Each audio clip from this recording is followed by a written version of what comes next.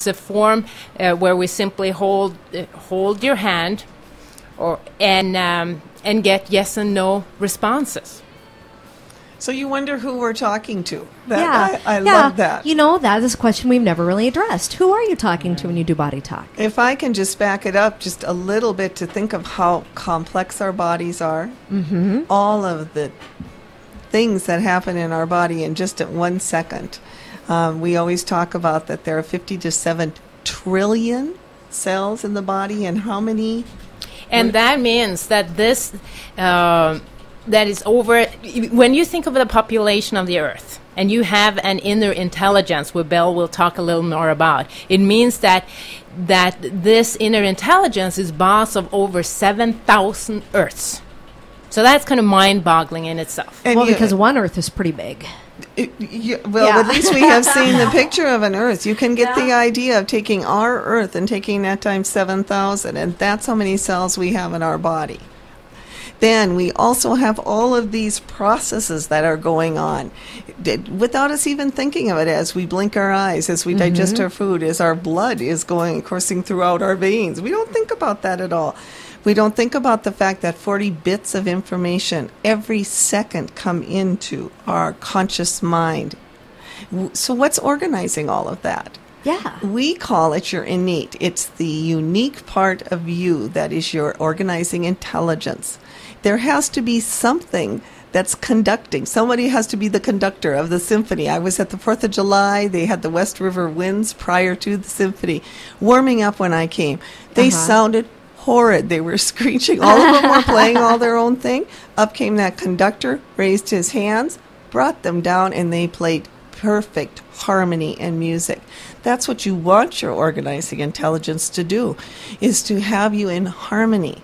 But that doesn't always happen. So when we do the muscle testing, like Tone-Lise was talking about, we are tapping into your innate, your organizing intelligence.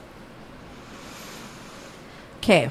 So now we did have some listener questions from 2 weeks ago, wasn't it? It was like a week and a half ago. Okay, so here are some listener questions.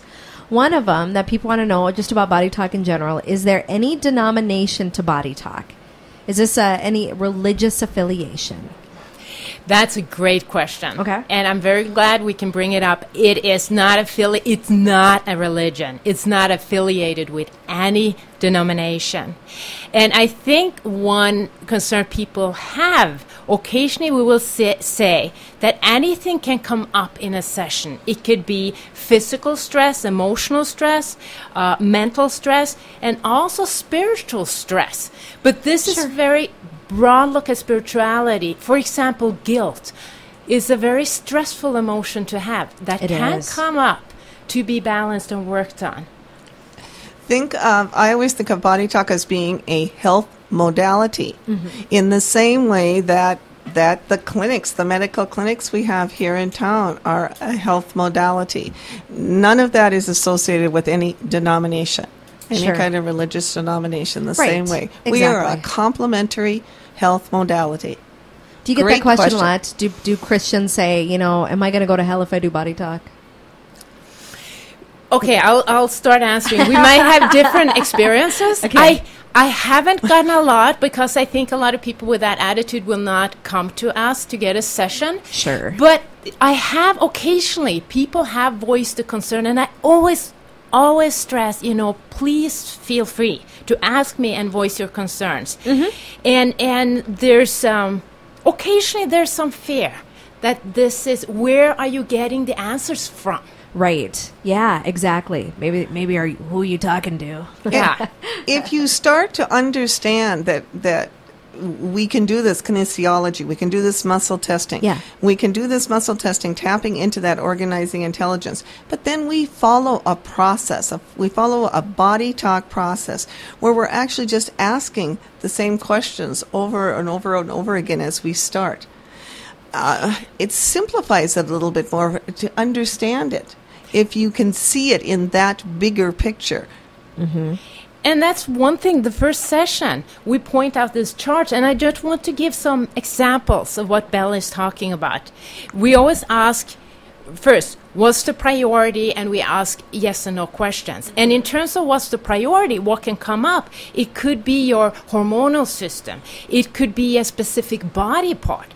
It could be some stored stressful memories you have. Sure. So those are specific as what can actually come up. And I think what also confuses people and goes right along with that first question, Stacy, is the fact that we do not in any way medically diagnose. This has nothing to do with putting a diagnosis on anything. If your hormonal system came up, like what Tone-Lise was just mentioning, that doesn't mean that there is anything wrong with your hormonal system medically.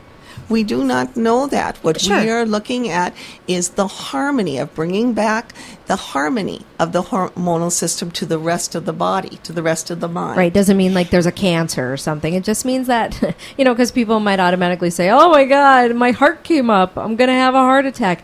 Not necessarily.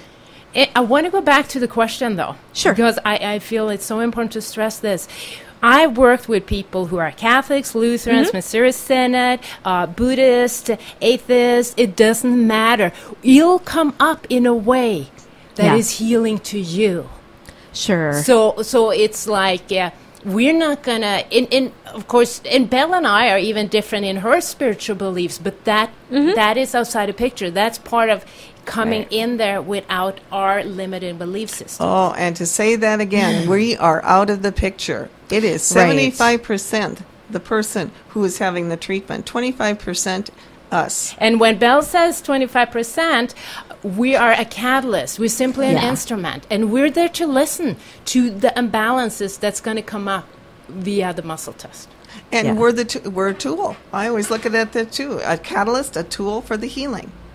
Now, it's good you brought up muscle testing, because the second question we had is, when you do muscle testing, I don't get with muscle testing, how do you know the answer? How does muscle testing work? Oh, and great question again. When we ever have our initial training for BodyTalk, I think that of the 4.5 days, to understand all of this information that's given to you is easier than understanding the muscle testing, and to start to get the confidence on the muscle testing. I always say that you can set your muscles up to do anything. Sure. And that's more or less what we do. We actually push on the muscle to say, hey, I'm pushing on it. I'm just telling you there's some strain on this end. There's a stress on there. Right. And we're going to make that feel like it's heavier. Your muscle is feeling heavy. And I just say this is going to be the no response. I lift up the hand or the wrist or whatever I'm doing, and it's as light as a feather. I'm doing it, and I'm saying, hey, this lightness, this muscle is going to respond like that if it's a yes. So we're training it. We're actually training it. I always think of a good friend of mine who was a body talker, and he loved to lift weights. And he trained his muscles to lift more and more and more each time. Sure. It's no different than that.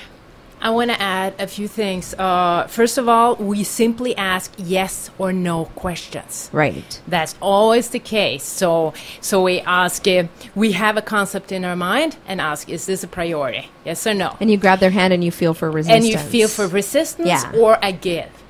Okay. And the other thing that is very important with testing is that we don't come in with a bias, that we don't think, okay, I think this is going to be what needs to come up, because then we get it in the way of the process happening. Right. So that's where we have to come in as blank as possible and listen. Because how many times do people come to you with something like, let's say stomach problems, and they're mad when that doesn't come up right away? But they just have to trust in the process. I like that you're using the word process. We were talking about that just the other day, that this is a process. Your stomach, you come in with a symptom. Right. You come in with a dysfunction, and it's your stomach. So you're coming in for the first time, Stacy. Let's use it that way. So you're not quite sure what's going to happen. Even listening to us as much as you have, you're still not sure what's going to happen. So you have got some barriers that are there. You've got to get some confidence. You've got to get some open-mindedness. Many times for the first session, it's what we call basic balancing. I always liken it to an onion. We take away the layers. When you peel an onion, you take that first tissuey layer off. Then you can take the next one, and it's still kind of hard. It's not very much, but you get down to that third and fourth layer, and it starts to get juicy. Yeah. We're starting to get closer to what some of the causes could be for your body. And I like what Tone-Lise said. It is a simple yes or no, and we do leave our egos at the door. We don't leave the process at the door, but we leave the egos at the door. Because if you kept saying to me, I have stomach problems, problems. How come you're not addressing this? Then I would be sitting there thinking, well, maybe you have an ulcer, maybe you have this. I don't want to go into the medical. I'm not medical. Yes. I don't want to get there. Mm-hmm. I also just want to add that if you want to go on our website, bodytalkforyou.com, spelled out, you can read more about the explanations. Okay. And I also think that we have been trained, if we're going to talk about training the muscles, we've been trained to think that when you go to a doctor, the doctor's going to fix it. The doctor is. Yeah. They're going to give you a pill. They're going to give you a surgery. They're going to do whatever it takes. And then you're going to leave eventually feeling better. And if you come to us, we will tell you that you are going to fix it. We will help you. We will be the catalyst. We will be the tool. But you will be taking charge of the healing, taking charge of your body's ability to heal. Very nice. Well, we'll take a quick break, and when we come back, we're going to talk about interference with healing. Right? That's what you guys want to talk about? That sounds good. We will take a break, and then when we come back, we will talk about interference with healing. So you're listening to Belle Nibel, Tone-Lise Stensley, Stacey Sturm, Woman Power Hour on urlradio.net. We'll be back in a sec.